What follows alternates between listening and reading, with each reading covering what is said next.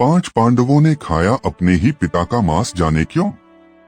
मित्रों, वीडियो पर अंत तक बने रहे और कहानी को गौर से सुनिएगा और चैनल को सब्सक्राइब कर लीजिएगा। तो चलिए कहानी को शुरू करते हैं।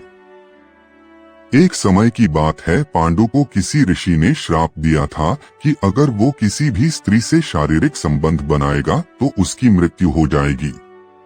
इसी डर से उन्होंने कभी भी कुंती और माद्री से शारीरिक संबंध नहीं बनाए थे। लेकिन कुंती को ऋषि दुर्वासा ने वरदान दिया था कि वे किसी भी देवता का आवाहन करके उनसे संतान प्राप्त कर सकती हैं। पांडु ने कहा कि ऐसा हो सकता है तो तुम देवता का आह्वान करो। फिर कुंती ने एक एक कर कई देवताओं का आवाहन किया। इस प्रकार माद्री ने भी देवताओं का आवाहन किया। तब कुंती को 3 और माद्री को 2 पुत्र मिले, जिनमें युधिष्ठिर सबसे बड़े थे। कुंती के दूसरे पुत्र थे भीम और अर्जुन तथा माद्री के पुत्र थे नकुल व सहदेव। पांडु ने कर दी भूल। एक दिन पांडु और माद्री वन में घूम रहे थे। उस समय पांडु अपने पर नियंत्रण न रख सके और माद्री के साथ शारीरिक संबंध बनाने को उतावले हो गए और उनसे बन गए संबंध। तब ऋषि के श्राप के कारण पांडु की मृत्यु हो गई थी। पांडु ने मृत्यु से पहले मांगा था वरदान। पांडु खुद चाहते थे कि उनके पुत्र उनका मांस खाएं, क्योंकि उसके पुत्र उनके वीर्य से पैदा नहीं हुए थे, जिसके कारण पांडु का ज्ञान कौशल उनके पुत्रों में नहीं आ पाया था। इसी कारण उसने अपनी मृत्यु पूर्व ऐसा वरदान मांगा था कि उसके बच्चे उनकी मृत्यु के बाद उसके शरीर का मांस मिल बांट कर खाएं, जिससे उसका ज्ञान बच्चों में चले जाए। मान्यता के अनुसार मांस तो 5 भाइयों ने खाया था, पर सबसे ज्यादा हिस्सा सहदेव ने खाया था। यही कारण था कि सहदेव 5 भाइयों में सबसे अधिक ज्ञानी था और इससे उसे भविष्य में होने वाली घटनाओं को देखने की शक्ति मिल गई थी। श्री कृष्ण के अलावा सहदेव ही था जिसे भविष्य में होने वाले महाभारत के युद्ध के बारे में संपूर्ण बातें पता थी। श्री कृष्ण को डर था कि कहीं सहदेव यह सब बातें औरों को न बता दे, इसलिए श्री कृष्ण ने सहदेव को श्राप दिया था कि यदि उसने ऐसा किया तो उसकी भी मृत्यु हो जाएगी। पांडु की विचित्र इच्छा और सहदेव का रहस्य। महाभारत की कथा जितनी व्यापक है उतनी ही रहस्यमयी भी। इसका हर पात्र, हर घटना गहरे आध्यात्मिक, दार्शनिक और मनोवैज्ञानिक अर्थ लिए हुए है। पांडवों के पिता पांडु की मृत्यु भी ऐसी ही एक रहस्यमयी घटना से जुड़ी है, जो आगे चलकर एक और चौंकाने वाला अध्याय खोलती है। 5 पांडवों द्वारा अपने ही पिता का मांस खाना। पांडु को मिला था श्राप।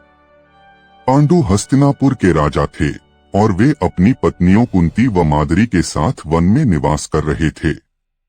यह वनवास उन्होंने खुद चुना था, क्योंकि उन्हें एक महान ऋषि से श्राप मिला था। वह श्राप था, यदि वह किसी स्त्री से शारीरिक संबंध बनाएंगे तो उसी क्षण उनकी मृत्यु हो जाएगी। यह श्राप उन्हें तब मिला था जब उन्होंने एक ऋषि और उनकी पत्नी को मृग समझकर तीर से मार डाला था। यह हत्या उस समय हुई थी जब वे यौन क्रिया में लिप्त थे। इस कारण ऋषि ने मरते समय यह कठोर श्राप दे डाला। पांडवों का जन्म। पांडु यह जानते हुए कि वह संतान उत्पत्ति में असमर्थ हैं, बेहद दुखी थे। तब कुंती ने उन्हें बताया कि उन्हें ऋषि दुर्वासा से एक वरदान मिला है, जिससे वह किसी भी देवता को बुला सकती हैं और उनसे संतान प्राप्त कर सकती हैं। पांडु की अनुमति से कुंती ने यमराज, वायु और इंद्र का आह्वान किया, जिससे युधिष्ठिर, भीम और अर्जुन जन्मे। बाद में माद्री ने अश्विनी कुमारों का आह्वान कर नकुल और सहदेव को जन्म दिया। हालांकि 5 पांडवों का जन्म देवताओं से हुआ था, लेकिन पांडु हमेशा इस बात से पीड़ित रहे कि उनके शरीर और गुण उनके पुत्रों में नहीं हैं। उन्हें लगता था कि पांडव उनके शरीर से नहीं, केवल उनके नाम से जुड़े हैं। इसी पीड़ा ने उन्हें एक दिन एक विचित्र निर्णय की ओर धकेल दिया। पांडु की मृत्यु और विचित्र इच्छा। वनवास के दौरान एक दिन वसंत ऋतु में जब वातावरण प्रेम और आकर्षण से भरा हुआ था, पांडु का मन माद्री की ओर आकर्षित हो गया। उन्होंने अपने ऊपर नियंत्रण खो दिया और माद्री से शारीरिक संबंध बना लिए। उसी क्षण ऋषि का श्राप प्रभावी हुआ और पांडु की मृत्यु हो गई। पांडु की मृत्यु के बाद माद्री ने आत्मग्लानि में जलकर स्वयं को चिता में समर्पित कर दिया और कुंती 5 पुत्रों को लेकर हस्तिनापुर लौटी। मांसभक्षण की रहस्यमयी परंपरा। पांडु की मृत्यु से पहले की एक कम प्रसिद्ध किंवदंती यह बताती है कि उन्होंने अपने पुत्रों से एक अंतिम निवेदन किया था। उन्होंने कहा कि उनके शरीर का मांस 5 पुत्र खाएं। उनका मानना था कि ऐसा करने से उनके शरीर की ऊर्जा, शक्ति, ज्ञान और अनुभव उनके पुत्रों में समाहित हो जाएंगे।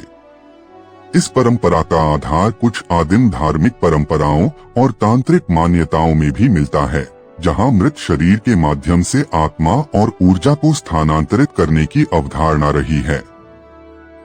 हालांकि यह मुख्य महाभारत कथा में नहीं आता, लेकिन कुछ पुरानी जनश्रुतियों और लोक कथाओं में यह घटना वर्णित है। सहदेव का विशेष भाग।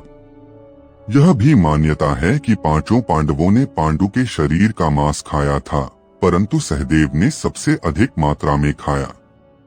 इसका प्रभाव यह हुआ कि सहदेव को भविष्य देखने की अद्भुत शक्ति प्राप्त हो गई। उन्हें संपूर्ण महाभारत के युद्ध की पूर्व जानकारी हो गई थी। कौन मरेगा, कौन बचेगा, किस दिन क्या घटेगा, यह सब कुछ। श्री कृष्ण और सहदेव।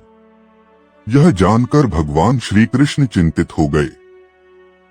उन्हें भय हुआ कि अगर सहदेव ने यह रहस्य किसी और को बता दिया तो युद्ध की योजना गड़बड़ा जाएगी। इसलिए श्री कृष्ण ने सहदेव को एक श्राप दिया, यदि तुमने जो कुछ देखा और जाना है वह किसी को बताया तो उसी क्षण तुम्हारी मृत्यु हो जाएगी। इस श्राप के कारण सहदेव ने आजीवन मौन साध लिया और कभी भी भविष्य की बात किसी को नहीं बताई। कहा जाता है कि उनके भीतर संपूर्ण ज्ञान भरा था, परंतु वह उसे व्यक्त नहीं कर सकते थे। यह स्थिति उन्हें अत्यंत गंभीर और रहस्यमय बना देती थी।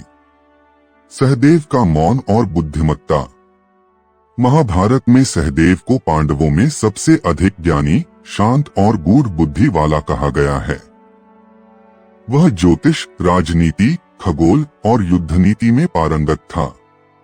यहाँ तक कि युधिष्ठिर ने अपने राज्याभिषेक के शुभ मुहूर्त से लेकर कई निर्णयों में सहदेव की राय को ही प्राथमिकता दी। कई अवसरों पर दुर्योधन ने भी उसकी बुद्धिमत्ता की प्रशंसा की। एक बार उसने सहदेव से पूछा, अगर तुम्हें बताना हो कि मुझे कब युद्ध करना चाहिए जिससे मैं विजयी हो जाऊं, तो क्या तुम बताओगे? सहदेव ने बिना झिझके उत्तर दिया, यदि धर्म के मार्ग पर चलना चाहते हो तो युद्ध मत करो, और अगर करना ही है तो अमावस्या के दिन करो। दुर्योधन चौंक गया, पर यह जानकर खुश भी हुआ कि सहदेव सत्य बोलने से कभी पीछे नहीं हटता। निष्कर्ष, 5 पांडवों द्वारा अपने ही पिता का मांस खाना कोई साधारण घटना नहीं थी। यह एक प्रतीकात्मक घटना है जो यह बताती है कि ज्ञान और अनुभव केवल शिक्षा से नहीं, बल्कि आत्मा और संस्कारों के एक विशेष संयोग से भी मिलता है। सहदेव का चरित्र इसी बात का प्रतीक है कि एक मौन व्यक्ति भी विश्व का सबसे बड़ा ज्ञानी हो सकता है, बशर्ते उसे अपनी शक्ति का एहसास हो।